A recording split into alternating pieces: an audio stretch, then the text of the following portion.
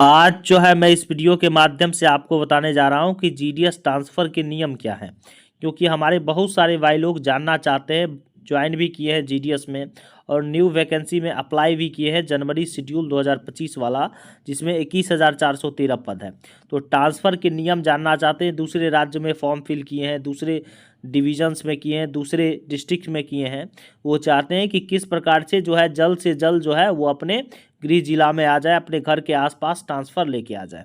और देखिए कठिनाई भी होती है, दूसरे राज्य में, दूसरे डिविजन्स में, दूसरे डिस्ट्रिक्ट में आप लोग ज्वाइन करते हैं तो कठिनाई भी होती है। तो सब कुछ मैं क्लियर करूंगा, ट्रांसफ़र का रूल रेगुलेशंस क्या है, किस प्रकार से आप जल्दी ट्रांसफ़र ले सकते हैं, बीपीएम से एबीपीएम डाक सेवक किस प्रकार से बन सकते हैं, एबीपीएम डाक सेवक से बीपीएम किस प्रकार से बन सकते हैं, सब कुछ क्लियर करने जा रहे हैं।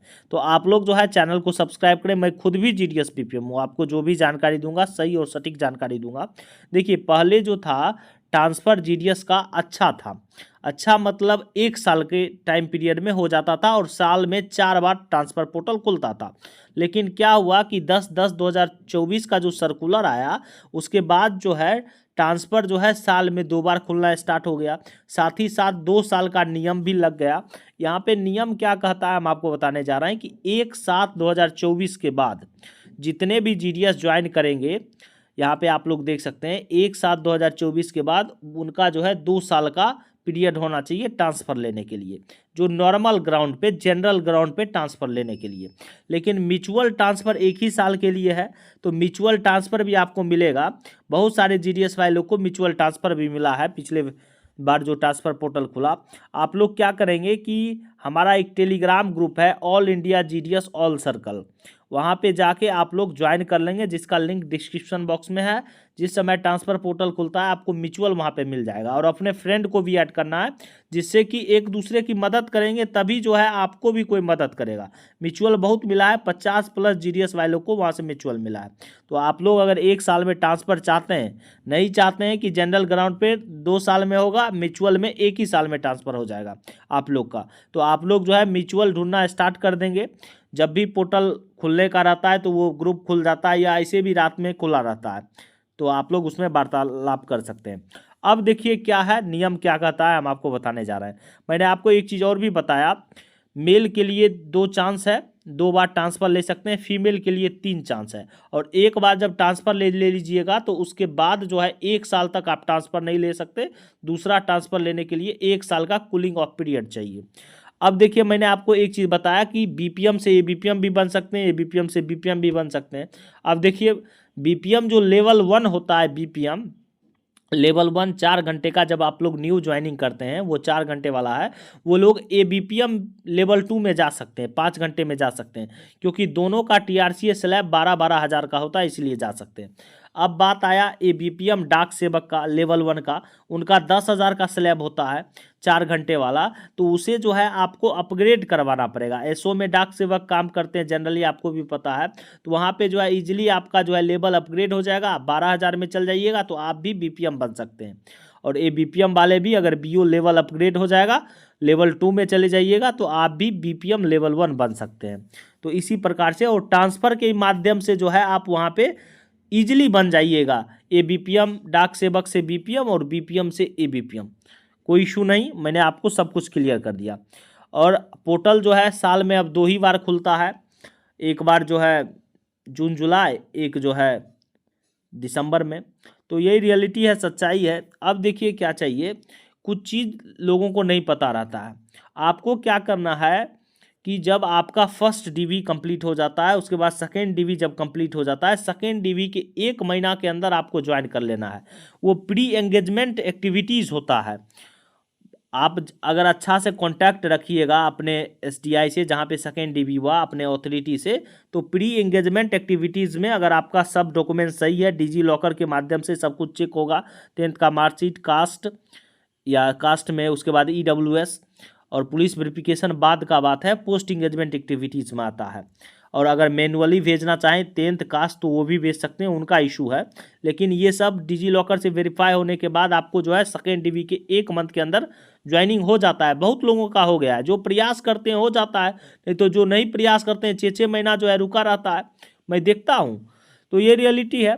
तो मैं आपको बता दिया कि किस प्रकार से आपको कर लेना है, और जितना जल्दी हो सके ज्वाइन कर लीजिएगा, अच्छा रहेगा, क्योंकि आपको ट्रांसफ़र भी लेना है।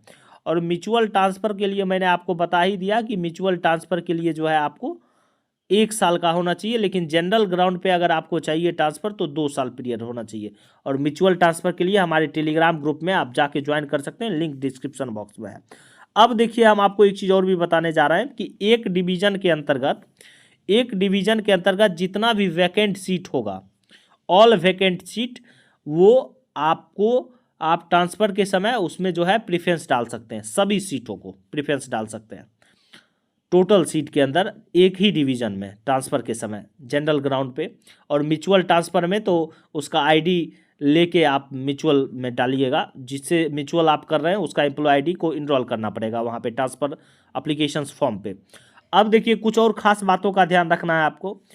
आपके ऊपर कोई भी प्रकार का डिस्प्लेसरी एक्शन नहीं होना चाहिए, साथ ही साथ आपका सब वेरिफिकेशन कंप्लीट होना चाहिए। 10th का verification, caste verification, EWS verifications, उसके बाद पुलिस वेरिफिकेशन, ये सब वेरिफिकेशन कंप्लीट हो जाना चाहिए। ऐसे 10th और कास्ट EWS जो है डिजी लॉकर के माध्यम से वेरीफाई हो ही जाता है, लेकिन पुलिस वेरिफिकेशन जो है आपको जल्द से जल्द करवा लेना है।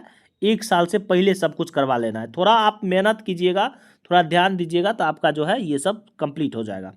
और ना ही आपके ऊपर कोई एक्शन होना चाहिए, डिस्प्लेसरी एक्शन होना चाहिए, अनुशासनात्मक कार्रवाई जो होना चाहिए वो नहीं होना चाहिए आपके ऊपर, कोई भी प्रकार का कुछ नहीं होना चाहिए। अगर आपके ऊपर अगर सैलरी होल्ड वगैरह हो गया या कुछ भी हो गया, एक्सप्लेनेशन मांग दिया या कुछ भी डिस्प्लेसरी एक्शन चल रहा है, तो ट्रांसफ़र नहीं हो पाएगा, किसी कीमत पे नहीं हो पाएगा। तो मैं आप लोग से निवेदन कर रहा हूँ कि आप लोग जो है उस टेलीग्राम ग्रुप में ज्वाइन कर लें। अगर आपको 1 साल में ट्रांसफ़र चाहिए तो आप टेलीग्राम ग्रुप में ज्वाइन करके और वहाँ पे ज्वाइन करें, और म्यूचुअल ढूंढ सकते हैं। ग्रुप खुला ही रहता है, जब ट्रांसफ़र का समय आता है तो पूरा ग्रुप खुला रहता है, आपको म्यूचुअल मिल जाएगा वहाँ पे। और आप लोग जो है वहाँ पे अपने GDS फ्रेंड्स को भी ऐड कर सकते हैं। तो मैंने आपको पूरा नियम बता दिया कैसे क्या करना है। अगर ट्रांसफ़र चाहिए घर के नज़दीक तो ये सब कर सकते हैं। अब देखिए, एक और चीज़ आपको बहुत यूट्यूबर नहीं बताया होगा, ये रियलिटी है।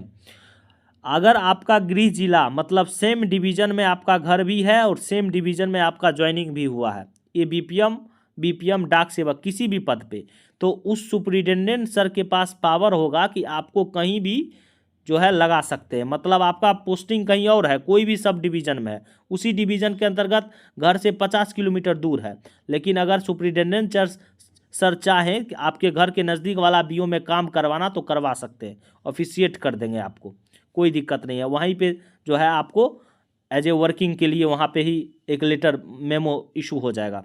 मैं देखा हूँ न्यू ज्वाइनिंग वाले बच्चे को ज्वाइनिंग कहीं और है एक्चुअल पोस्टिंग में, और काम कहीं और करवा सकते हैं, वो सुपरिटेंडेंट सर के पावर के अधीन है, तो ये सब हो सकता है। लेकिन जो है एक डिवीज़न से दूसरे डिवीज़न नहीं हो सकता है, एक जिला से दूसरे जिला नहीं हो सकता, मतलब समझ रहे हैं, डिवीज़न वाइज नहीं हो सकता, ना ही सर्कल वाइज हो सकता है। उसके लिए 1 साल चाहिए ही, ट्रांसफ़र लेके ही आना पड़ेगा। लेकिन डिवीज़न के अंतर्गत जो है सुपरिटेंडेंट सर कहीं भी घुमा सकते हैं।